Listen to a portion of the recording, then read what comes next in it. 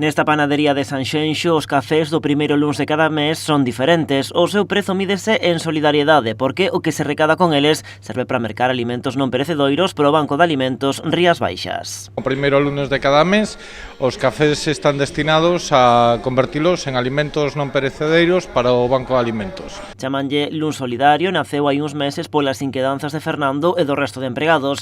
Hoxe animaban a clientela a tomar o café solidario co obxectivo de superar o éxito da última recadación de hai un mes. Conseguimos xa 96 cafés que completamos un pouquiño coas propinas do personal para mandar un lote un pouquiño cerrado de 100 litros de aceite de girasol ao Banco de Alimentos. Hoxe agardaban acadar ese obxectivo dos 90 cafés para conseguir uns 150 euros. Unha vez superado ese chanzo, Fernando contactará co Banco de Alimentos e preguntará que é o que precisan neste momento. A xente, dona o que pode, eu sempre pregunto un pouquiño de que vades faltos, non? Moitas veces pense colacao, que diste, hostia, un lujo, teño 2 ou 3 rapaces na casa, coño, que desayunen con un poquillo de cacao ou tal. E de paso, Fernando e o resto do equipo convidan a reflexionar sobre as necesidades que poden ter moitas familias na vila e a non mirar para outro lado.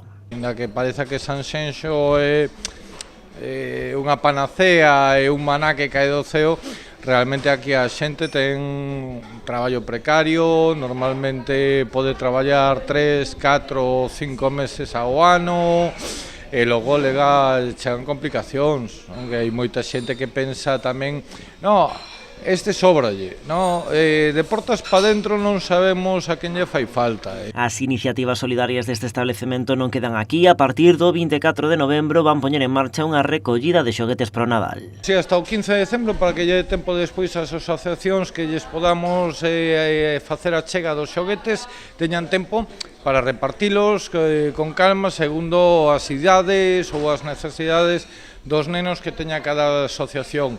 Esta recollida xa puxeron en marcha no pasado Nadal, superando os 80 xoguetes.